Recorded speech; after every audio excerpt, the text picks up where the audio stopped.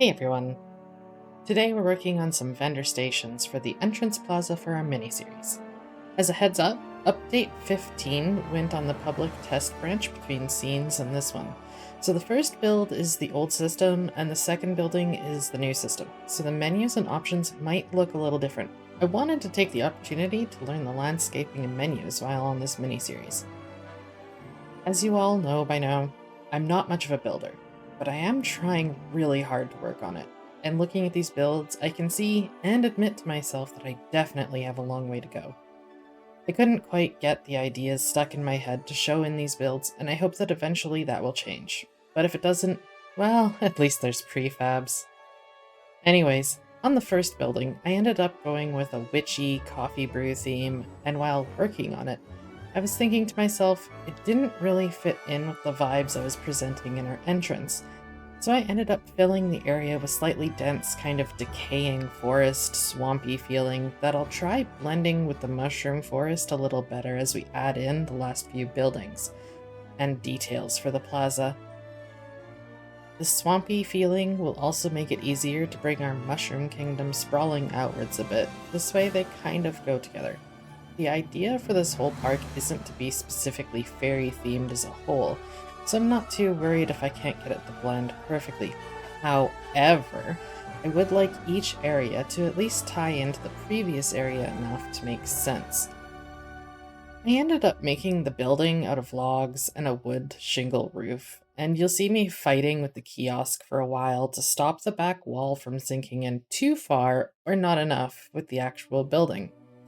Until I magically looked at the menu options for the kiosk and discovered I could just have a counter and add in the wall pieces separately. What a time saver. If only I had looked at the menu sooner. I promise I'll learn from my mistakes eventually.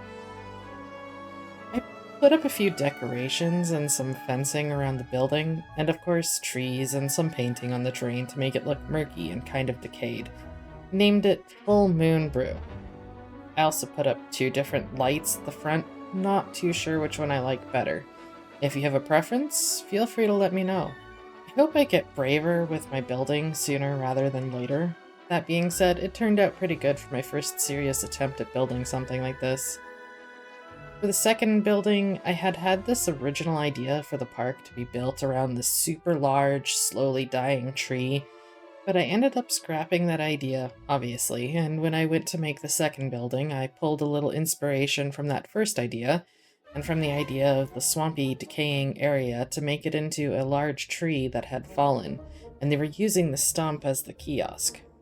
Realistically, it would have been a fake, as I don't think people would want to buy merch from a decaying, musky, moldy, and possibly infested and super damp log. Although some people. Also, the health risks would be terrible. Anyways, I ended up working with the half-log pieces and then adding in a top that I made. Most of the time for this building was spent trying to squeeze in some details that would fit the idea. I think doing this kind of idea both limited my freedom, but also brought a different type of freedom to work with. That being said, I was able to work with the new landscaping painting for this building, and I gotta say, it feels a lot easier to work with, and looks a lot nicer in my opinion.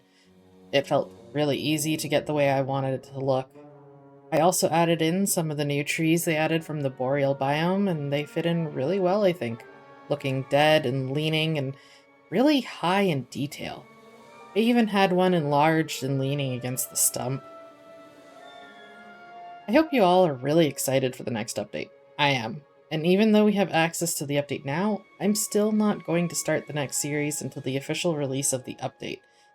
But as far as the mini-series goes, it will be in the public test branch. This way I can do my part to help find any bugs. I'll be recording the first episode of the new series on the 25th, which is when update 15 will be released.